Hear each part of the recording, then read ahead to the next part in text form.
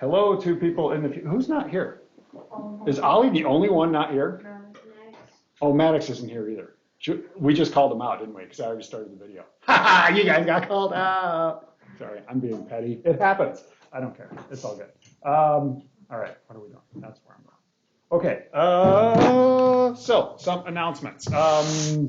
Mentor folders, mentor information is now available for your mentors to pick up. There are green folders sitting upstairs on the little table underneath the bulletin board. So if you have your mentor, let them know. They are ready to be picked up and you can start having your meetings whenever.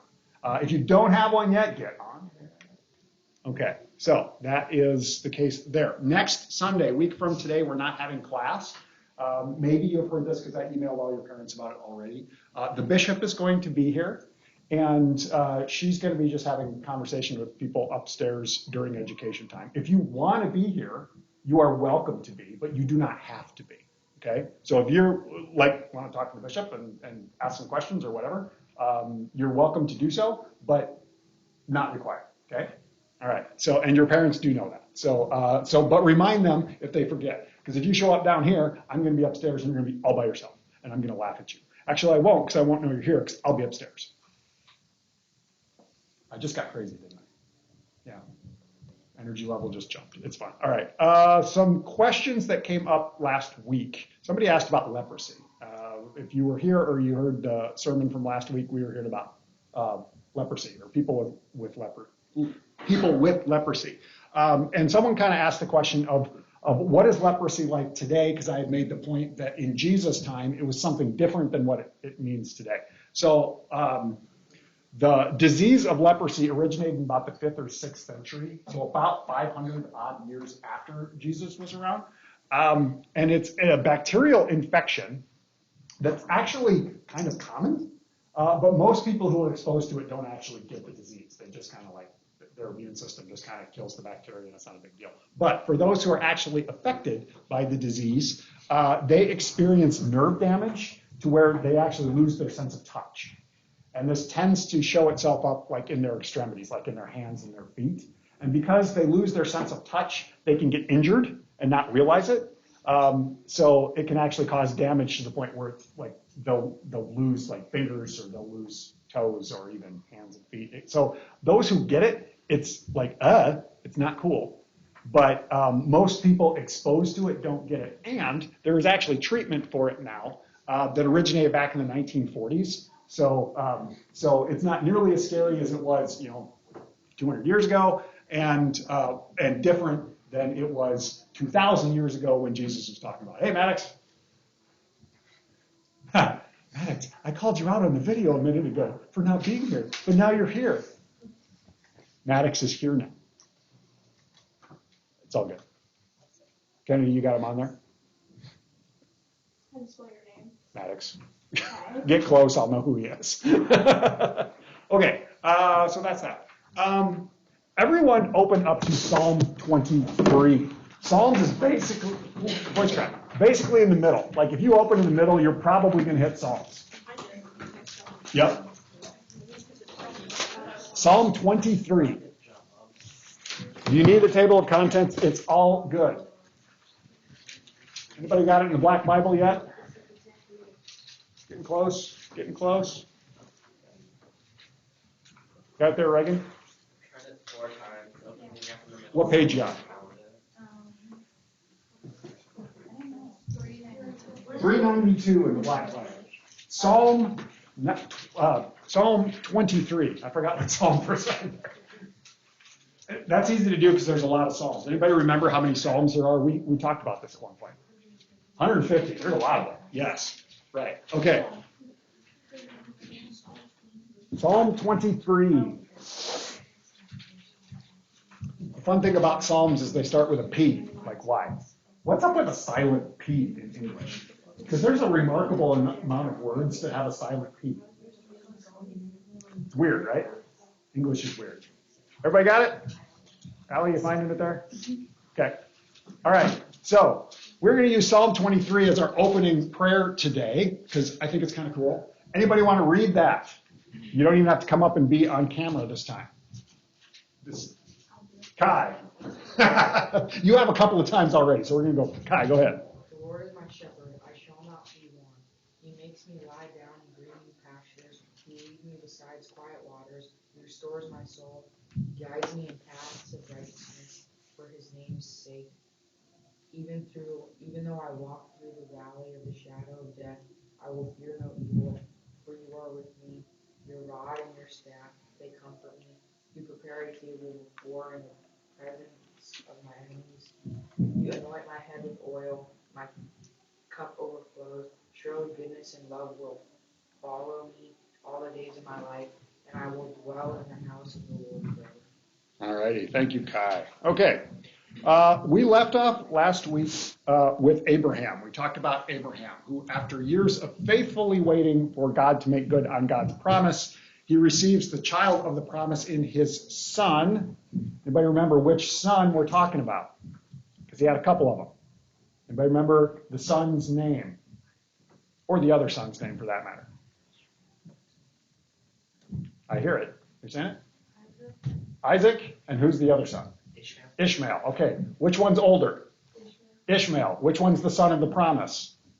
Isaac. Right. Correct. Okay. So the theme of God continuing to honor the promise made with Abraham also reveals the fact that God chooses the unexpected one to use, and that also means imperfect people, because are any of us perfect?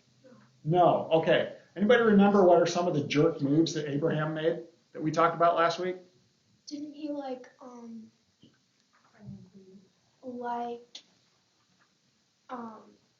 the maid, like, or something? Yeah. Like he had a baby with the maid. Had a baby with the maid. He pretended his wife was his sister. He pretended his wife was his sister. How many times? Not three. Twice. Two different times. He benefited financially or wealth-wise by posing his wife as his sister. Not cool, right? Here come the wild and crazy kids. Or at least some of them. Okay. So he definitely wasn't the perfect person. And yet we're talking about the ongoing way that the promises of God pass to the unexpected person. Now, has anybody ever heard the term heir? And I don't mean like heir. I mean like to be an heir. Yeah? Yeah. Yeah. What is an heir, or who is an heir? Someone who will inherit your fortune and your estate and everything. Right. Someone who's basically like the next generation that when you die, they're going to take it over, right? Yeah. Okay. So, who do we typically inherit something from? Typically. Not always, but typically. From parents. Usually it's like when we're talking about this type of thing, it's a generational thing, right? Right. Okay. Now, these days, it's pretty common for parents to distribute their wealth, their stuff, whatever, fairly evenly amongst their kids. Doesn't always happen, but it's pretty common that way. Do you think it was the same type of deal back in biblical times? How many think yes, it was exactly the same? And how many think, based on what you're saying, I'm going to lean towards no? Most of you. Good. You guys are picking up on my tendencies now, aren't you? Good. All right. So back in that time, typically the oldest son got everything. So if you were a younger son, like you were kind of out of luck. And if you were a daughter, you were kind of out of luck. I'm sorry. Michael, you're set. Sammy, you're out of luck.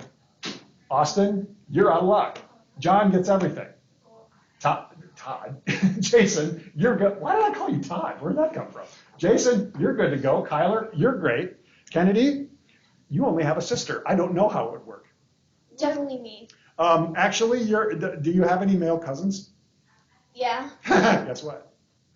But he's like 5. So he's the oldest male. Oh my gosh. Okay, so you're picking up what I'm putting down here?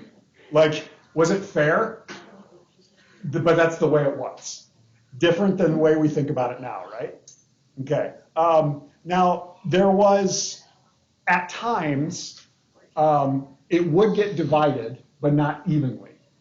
Like, there would be times when the older son would get like 2/3, and the remaining would be divided amongst other sons. Again, daughters, I'm sorry, you're out of luck.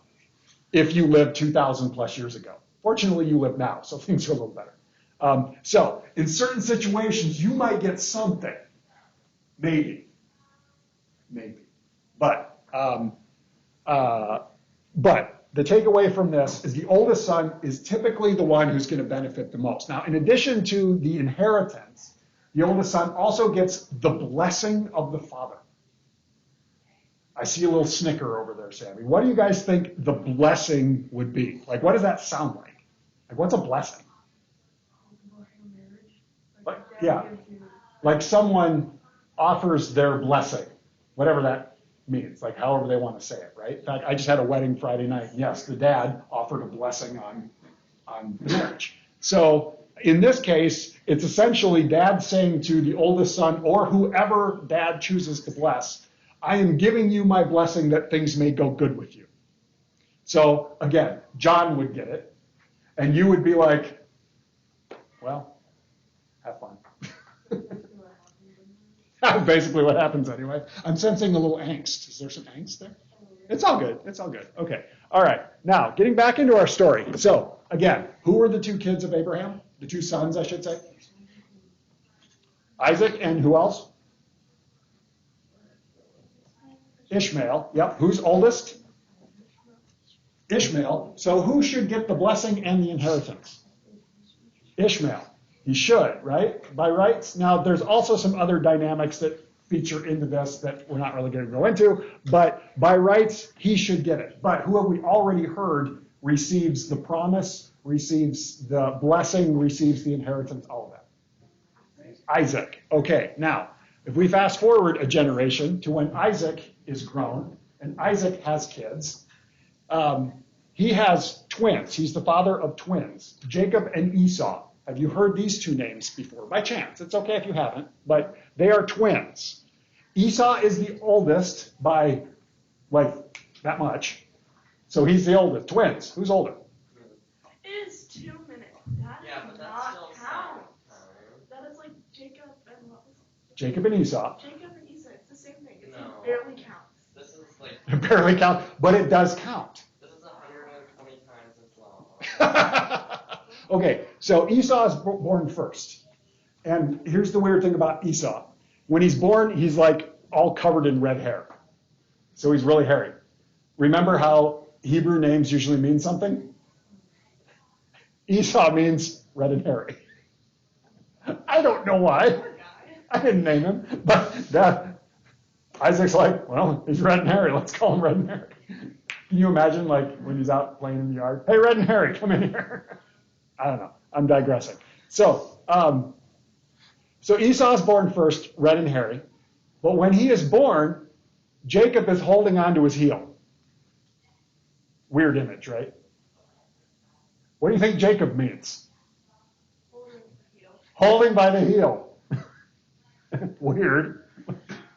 Hey, red and hairy and holding the heel. Come inside. I don't know. It's dumb. It's weird. I don't know. It's weird. But again, who's older? Even though it's like instantaneously, but who's older? Esau. Right. Red and hairy is older. Who should inherit everything? Esau. Okay. Do you see where I'm going with this? Who do you think is going to inherit it? The other guy. Grasp the heel. Jacob. Yes. Okay.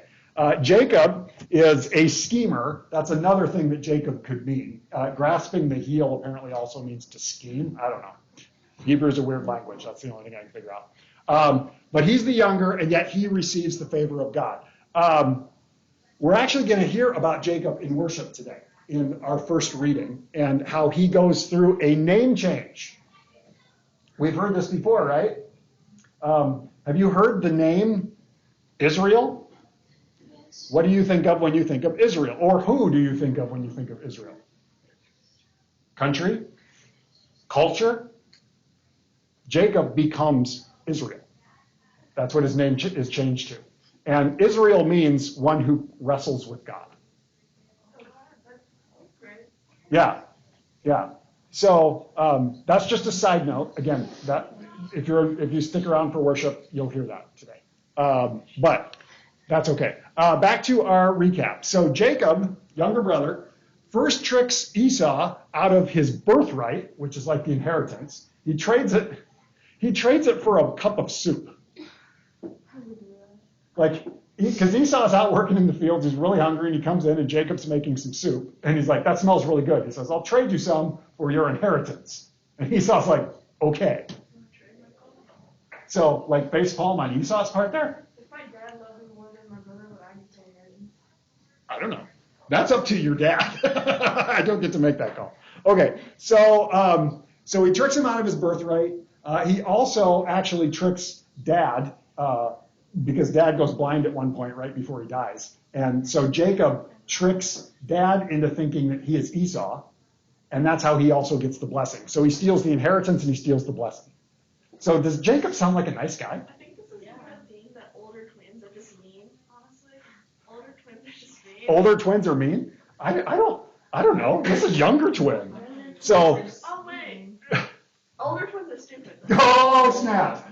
I am not going to endorse that. No. But anyway, so he schemes his brother and his dad, all of the above, out of basically receiving the blessing, receiving the inheritance, or being able to receive the inheritance. How do you think older brother responds to this?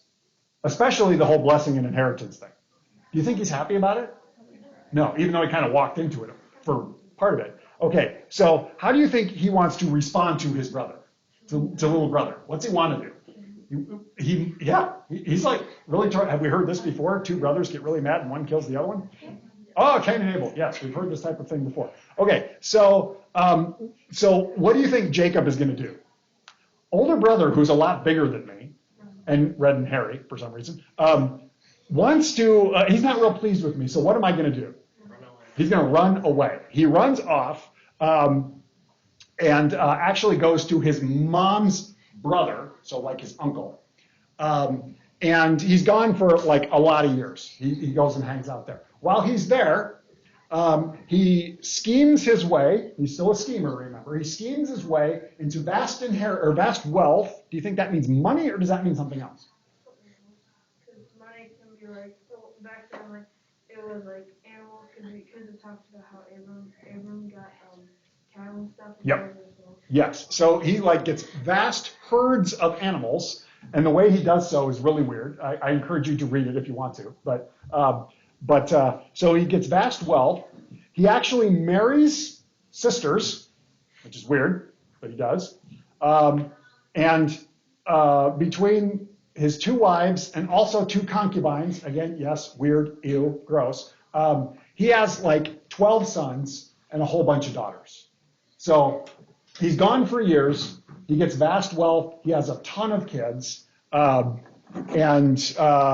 basically he does really good. Of his 12 sons, he's got one named Joseph. Have you heard this name before? I will give you a preview. Joseph ends up in Egypt. Okay? Joseph is son number 11 out of 12. So how far is he from being the oldest heir? About as far as possible, right? Not quite, but pretty close. But he is the one that God chooses to bless. And God also gives Joseph the ability to have dreams of prophecy. Dun, dun, dun, dun. Or maybe he just has really vivid dreams and he likes to make stuff up about them. I don't really know. But he gives them the ability to have prophetic dreams. And he is highly favored by Dad because he is actually the first son of Dad's favorite wife. There's tons of favoritism going on here. Again, weird and ew. But out of the 11 sons, you are my favorite. So he kind of gets special treatment. That's what goes on between last week and this week, which that's a lot, right? We're like half an hour in already.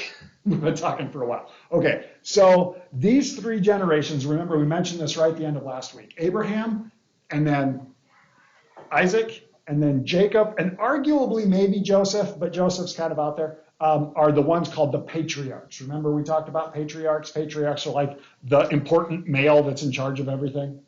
What is the female equivalent? Matriarch. Good. Okay. So we talked about that. All right. Genesis 37. Go back to Genesis. Remember, Genesis is the first book of the Bible. Today we're going to cover a lot of ground. We're actually not going to read very much of it, but we're going to cover like 20 some odd chapters of Genesis. What chapter? 37. Genesis 37. Are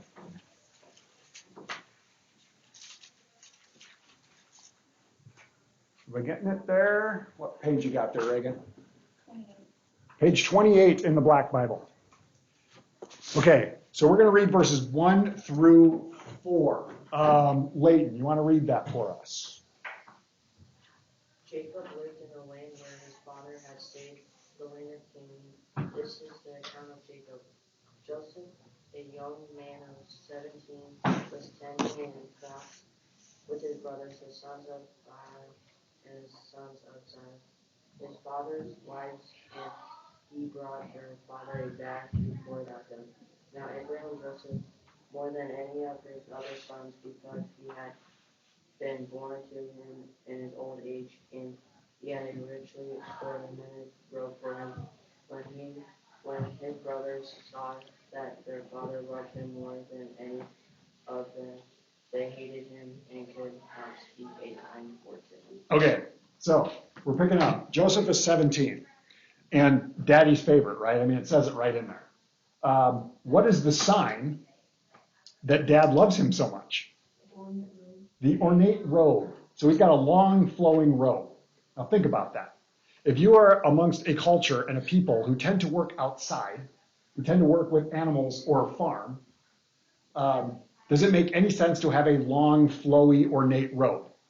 No, why not? You can't really wear that outside or It's going to get ruined, right? If it's long and flowy, it's going to drag on the ground, and if you're working with animals, you're probably going to step in something, right? Ew, gross.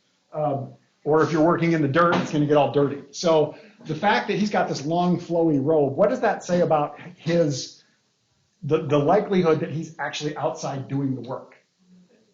Very slim. I mean, he might stand there and watch, and that'd be about the extent of it, right? Yeah, okay. So does this sit well with brothers 1 through 10 and probably 12?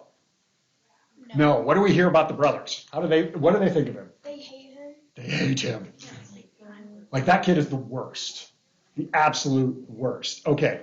5 through 8. Michael, you want to read that? Joseph had a dream, and when he told it to his brothers, they hated him all the more. He said to them, "Listen to the dream I had. We were binding Sheaves. sheaves of grain out in the field, when suddenly my sheaf rose and stood upright. When your sheaves gathered around mine and bowed down to it." Wait, did you want me to read 8? Yeah, read 8 as well. His brother said to him, "Did you not intend to reign over us? Will you actually rule us?" And they hated him all the more because of his dream and what he had said. Okay, so he has this dream, and they're out binding wheat. Now, has anybody ever worked with wheat? It's maybe not something we're super familiar with here, but when you're working with wheat, wheat's like a grass, okay? So you cut it down, and when they talk about binding sheaves, you basically are taking a big handful and you're like tying it into a. You've done that? Yeah. Like if you've ever been to Karsten Farm Days, I think they do it there. I've never been to it, but I think they do. So anyway, so this is his dream. We are all out working, and we're all binding sheaves. And then I bound a sheaf, and it like stood up. Weird. And all of your sheaves bowed to it.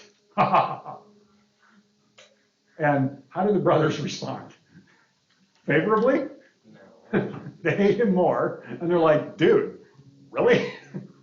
And so he has this dream. Okay. Do you think that shuts him up just because brothers kind of got after him? No. He's the typical annoying younger sibling, and he just sort of keeps going. All right, 9 through 11. Sammy, go ahead. Then he had another dream, and he told it to his brothers. "Listen," he said, "I had another dream, and this time the sun and moon and 11 stars were bowing down to me." When he told his father as well as his brothers, his father rebuked him and said, "What is this dream you've had? Will your mother and I and your brothers actually come and bow down to the ground before you?" His brothers were jealous of him, but his father kept the matter in mind. Okay, dream number 2. We have more people involved. Now who's involved? Yep, the sun and the stars, and so we hear, like, who is this apparently representing? His whole family, including mom and dad, right? And now dad is kind of like, "Whoa, dude, really?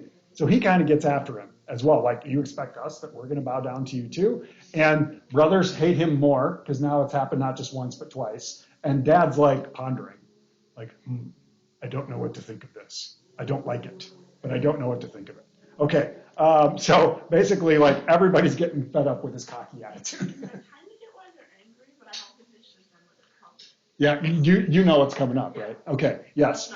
So we've got youngest, not youngest, but almost youngest brother, as far away from being the one who should rightly be in charge, like kind of getting uppity, yeah? And he's lording his favorite status over everyone. Needless to say, he is not well liked. Okay, we're going to read now 12 through 24. This is a little bit longer. I'll tackle this one. Now his brothers went to pasture their father's flock near Shechem. And Israel, remember, Israel is also Jacob, so dad. Israel said to Joseph, are not your brothers pasturing the flock at Shechem? Come, I will send you to them. And he answered, here I am. So he said to him, go now and see if it is well with your brothers and with the flock, and bring word back to me. So he sent him from the valley of Hebron. He came to Shechem, and a man found him wandering in the fields. The man asked him, what are you seeking? And he said, I'm looking for my brothers. And he said, tell me, please, where are they pasturing the flock? The man said, they have gone away, for I heard them say, let us go to Dothan. So Joseph went after his brothers and found them at Dothan. They saw him from a distance, and before he came near them, they conspired to kill him.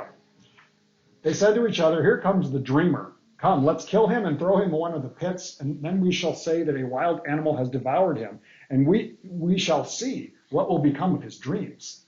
But when Reuben heard of it, he delivered him out of their hands, saying, let us not take his life. Reuben said to them, shed no blood, throw him into this pit here in the wilderness, but lay no hand on him, so that he might rescue him out of their hand and restore him to his father. So when Joseph came to his brothers, they stripped him of his robe, the long robe with sleeves that he wore, and they took him and threw him into the pit. Now the pit was empty, there was no water in it. Okay, so here comes little brother. And big brothers, or the rest of the brothers, see him and think, it's an opportunity to teach him a lesson. What do they want to do? They want to kill him. Like, dude, harsh. Like, rough, mean. And they figure, we're out in the fields, nobody else is around, dad's not around, we can get away with it. Like, not like they have Instagram to take videos. So, yeah, they're going to try and get away with it. They're going to try and kill him. Now, one person doesn't seem to think this is a good idea. Who? Reuben. Who do you think Reuben might be? The youngest son. No. Go the opposite direction. Oldest son. So he's the oldest son, and based on everything that we've talked about this morning, if he's the oldest, he's probably the one with the most responsibility, right? So if Joseph shows up and gets killed, he'll get blamed for it, right? So he's probably thinking to himself, this is going to go bad for me if Joseph gets killed. So let's maybe not do that. Does that make sense of why he might speak out against it? He's still like, let's throw him in a pit, but let's not kill him. Yeah? So even he's like, he's a jerk and he needs to be dealt with, but let's not kill him. Yeah? All right, so that's where we're at. Okay. Let's see. So, how are we doing on time? Let's continue with 25. They sat down to eat. Okay, remember, Joseph's now been thrown in the pit, so he's down in this pit. They sat down to eat, and looking up, they saw a caravan of Ishmaelites coming from Gilead with their camels carrying gum, balm, and resin on their way to carry it down to Egypt. Then Judah, who's son number 2, Judah said to his brothers, what profit is it if we kill our brother and conceal his blood? Come, let us sell him to the Ishmaelites and not lay our hands on him, for he is our brother, our own flesh. And his brothers agreed. When some of the Midianite traders passed by, they drew Joseph up, lifting him out of the pit, and sold him to the Ishmaelites for 20 pieces of silver, and they took him to Egypt. Now when Reuben returned to the pit and saw that Joseph was not in the pit, he tore his clothes. He returned to his brothers and said, the boy is gone, and where can I turn? So they took Joseph's robe, slaughtered a goat, and dipped the robe in the blood.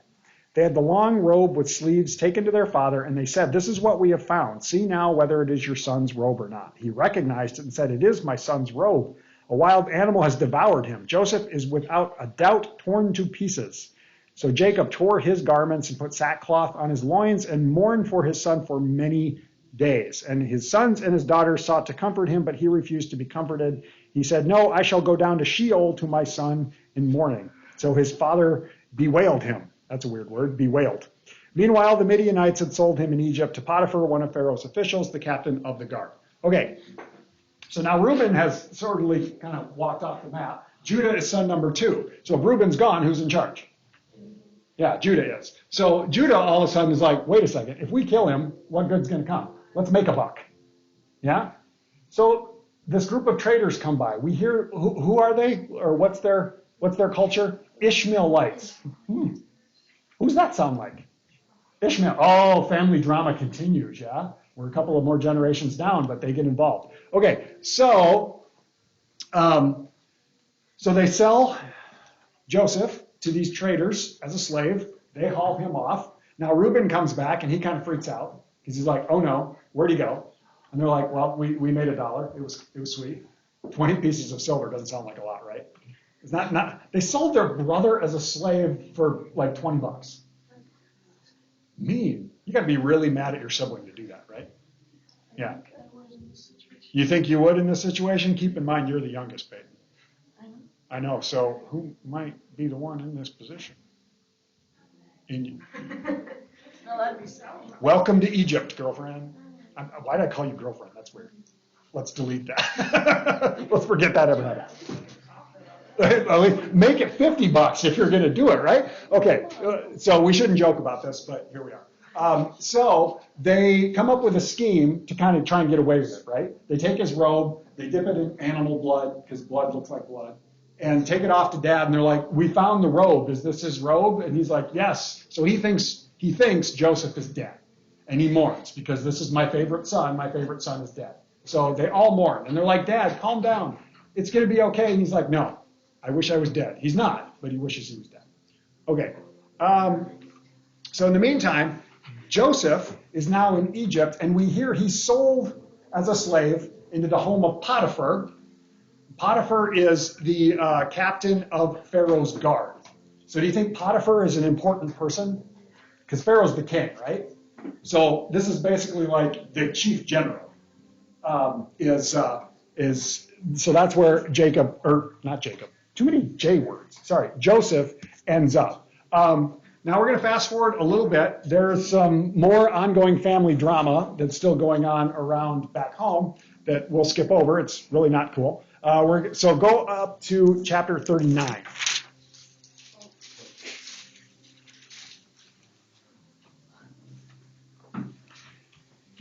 Okay, we're going to pick up at verse 2.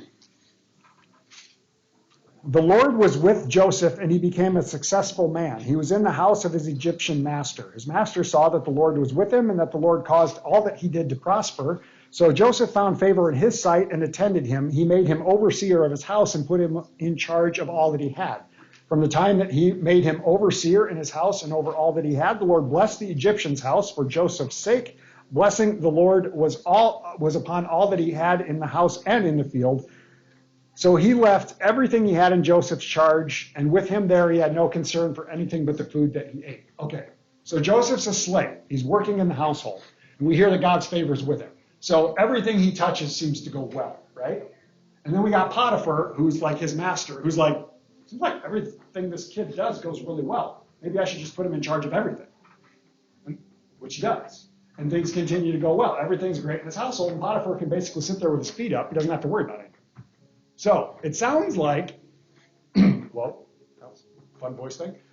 It sounds like even though he's a slave, and I'm not saying that that's good in any way, shape, or form, but even though he's a slave, it seems like things are going okay for him, right? And that the Lord is with him. Okay. There's one thing that's not going so great, though, and that's that Potiphar's wife thinks he's kind of a looker. See where this might be potentially leaning? Yeah. So basically she wants to sleep with him. And he's like, no, we're not going to do that. That's not a good idea. But this goes on for a while. Until finally, there's one day when she grabs his robe, and as she's got a hold of his robe, how can he get away? Slips out of his robe. And now he's naked, which is weird, but he runs away. He runs away naked, but he's left his robe there. So now she has his robe. What do you think she might do? Because she's mad now. Tear it up. Not tear it up. What? I didn't hear what you said. Wear her Throw it away? No. Okay, not wear it. No. Now that she has evidence that maybe he tried to assault me. And look, he left his robe. So she like flips this whole thing around. And she tells her husband, how do you think he reacts? mad. He's mad. What do you think he might do with Joseph? Kill him. Not kill him. Send him at like He sends him somewhere with bars. jail. Sends him to jail or prison. Yes. Okay. So he sends him into prison. So now Joseph has gone from being favored son to slave who did well but was a slave to now being in prison. Okay? Now when he's in prison, they make the prisoners work. They make the prisoners do things. And God is still with Joseph. And everything he does in the prison prospers. Are you sensing a little trend here? Okay, so that chief jailer, the chief guard of the jail, is like, everything that kid touches seems like it goes really well. Maybe we should put him in charge of everything. So now he's like in charge of the whole jail. He's still a prisoner. This is weird, but so now he's in charge, and God continues to bless everything. Okay. If he's in charge, can he get himself out? Seemingly no. But that's a good question. It would seem like, well, if I'm in charge, I have the key. I'm just going to let myself out. But no. So he's still there. While he's there, two officials from Pharaoh's court, the cupbearer, which is basically the guy who brings him his wine, and a baker who makes food for him, they get thrown in prison with Joseph. Now remember, Joseph has the ability to have prophetic dreams or also interpret them. These two guys both have dreams. One of them dreams, they both have these dreams, and they can't figure out what they mean. So they're talking to Joseph, and Joseph's like, I can tell you what it means. And he says to one of them, he says, you're going to be restored into your place. Like Pharaoh will bring you back, and it'll be like it was before. And the other one's like, Pharaoh's really mad at you, and he's going to have you killed. Do you think both of these things happen? Yeah. Yes, both of these things happen. And he says to the one who you're going to be restored, he's like, when you get back with Pharaoh, remember me, so maybe I can get out of jail. 2 years later, after 2 years, that does happen. Because now Pharaoh starts having dreams that he can't understand. And he has these weird dreams about 7 fat cows being eaten by 7 skinny cows. Cannibalism? Yes, being cows, which is weird. And then he has another dream of 7 ears of corn that are really like fat ears of corn being eaten by 7 really raggedy, gross-looking ears of corn.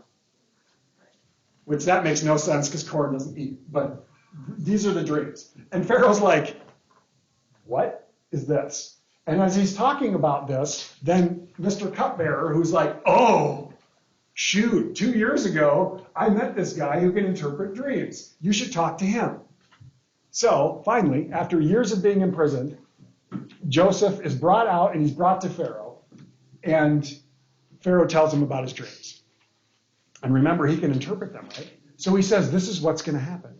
The 7 fat cows, or the 7 fat ears of corn, mean that you're going to have 7 years of plenty. Like, growing conditions are going to be epic. It's going to be so good, there's going to be more food than anyone can possibly ever consume.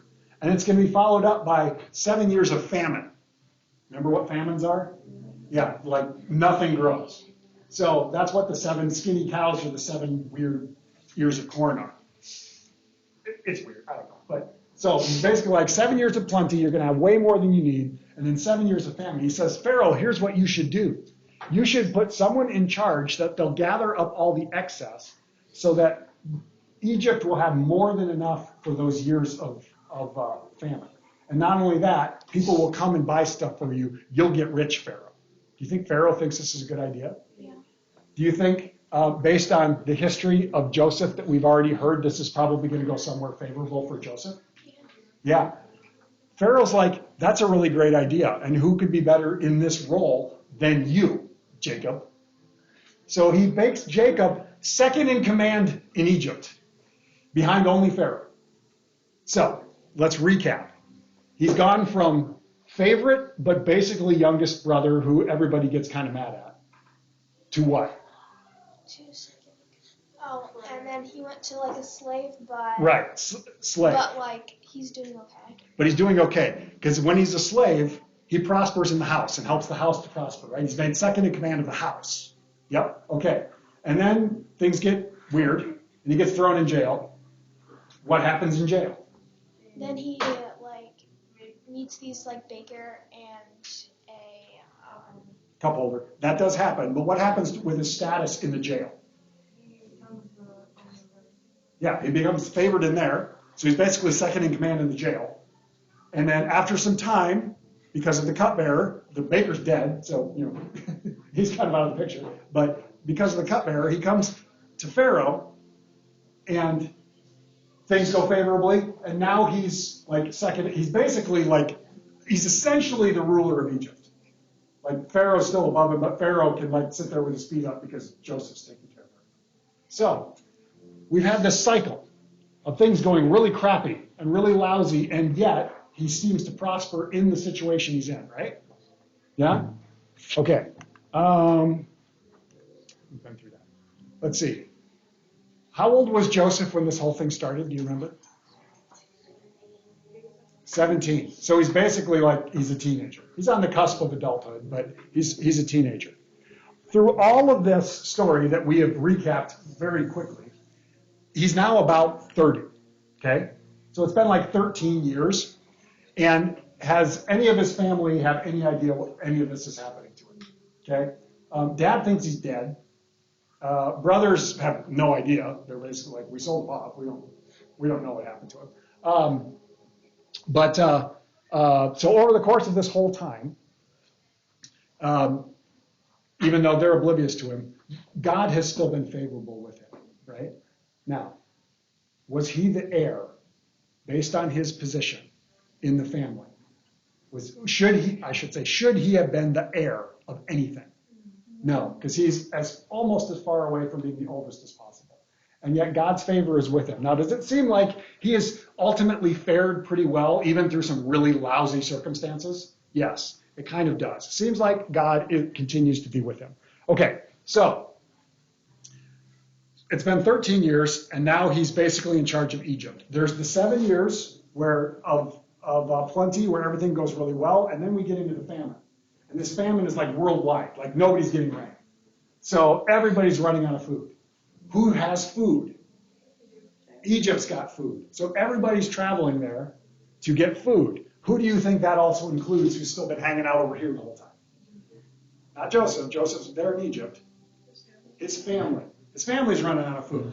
So his 10 older brothers are sent to buy food. And Joseph finds out that they're there. Now, it's been 20 odd years. Do you think he holds a grudge? Maybe. And there's stuff in the story that makes it sound like, yeah, he might have a little bit of a grudge. Not a terrible one, but he messes with his brothers. He throws them in jail for a little bit, and he actually gives them their money back, but makes it seem like they stole it and they stole stuff up. So he's messing with them. And yet he's still trying to show favor. Why do you think he would want to show favor? He was shown favor by God. They're still his family, right? They're still his family. 10 of them came. But if that means 10 of them came, there's some that didn't, right? Dad hasn't come down. Youngest brother has not come down. And he wants to see the rest of his family, right? So he actually keeps one of them behind. Because again, remember he threw him in jail. He says, I'm going to keep him here until the rest of you go and bring your dad and your younger brother back. Which is odd. But this all happens. I'm skimming over a lot here because we're basically out of time, but that's okay. So eventually, the entire family comes down. Okay, they come to Egypt because Egypt, there's still a land of plenty. And because of Joseph's high standing, he's second in command, right? Because of his high standing, his entire family is favored. So they are given land to live in. They're given all sorts of resources. They're made rich because of Joseph. Okay? This is where the book of Genesis ends. All right? The book of Genesis ends with the whole family that's beginning to expand in Egypt. Okay? Anybody remember what the second book of the Bible is? right after Genesis? Exodus. Anybody remember what's the big story of Exodus? Like what goes on in Exodus? There's a guy named Moses. And Moses eventually leads the people out of Egypt, right? Now, is it the one family? No. Or is there a lot of them? There's a lot of them, because it's like 400 years later. Oh. I just gave you a preview of how much time will pass between today and 2 weeks from now when we pick up again. Okay? So this ends the book of Genesis. And in a lot of ways, it is considered that the book of Genesis tells us told the Jewish people, this is how we got to Egypt in the first place. Okay? Many scholars consider Exodus to be the oldest book of the Bible, the first one that was written down, because that's where their culture begins, right? The culture of the Israelites starts in Egypt. But they ask the question, but how did we get there? Now we know how they got there. Yeah? Okay. That was a lot. I'm sorry I had to throw a lot at you and we got kind of rushed there at the end. So, questions, thoughts, comments, things you think are weird? No? Who ends up inheriting that? Who ends up being the heir for that? We don't really know. It doesn't really specify who will become the heir, but because they are so highly favored by the Egyptians, and they as a family are given land and given all of this stuff, one could argue that the entire family became the heir. But that's a good question that I don't really have a good answer to. Austin. The Bible wasn't kind of like the first record of it, because it's so like flood stuff and like all of the mixing and metals. It's not really talk about how it was not. There's talk about how different people that knew it from the culture. It's there's the epic of Gilgamesh and the Dead Sea Scrolls, and you learn about the world history. That is basically the story of the Bible, but it was found in caves and stuff. So this wasn't the Bible wasn't the first thing the Dead Sea Scrolls was so that stuff was basically the Bible before the Bible. There was the thing about especially the oldest stories was they were passed down what they call oral tradition. Like these are stories that one generation passes on to the next generation, passes on to the next generation. And that went on for a really long time before they were finally recorded. Scholars believe that especially the Old Testament, as we know it now, was recorded or written down about 700 years before Jesus, maybe not quite that long.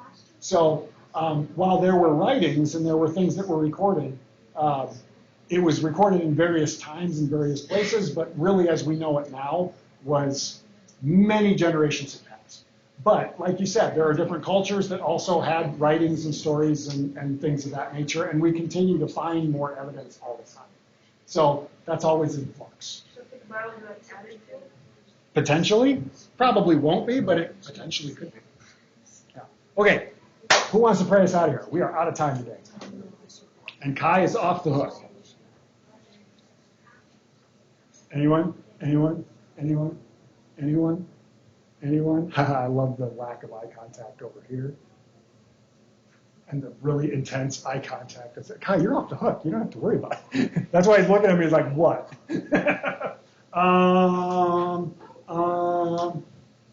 Peyton.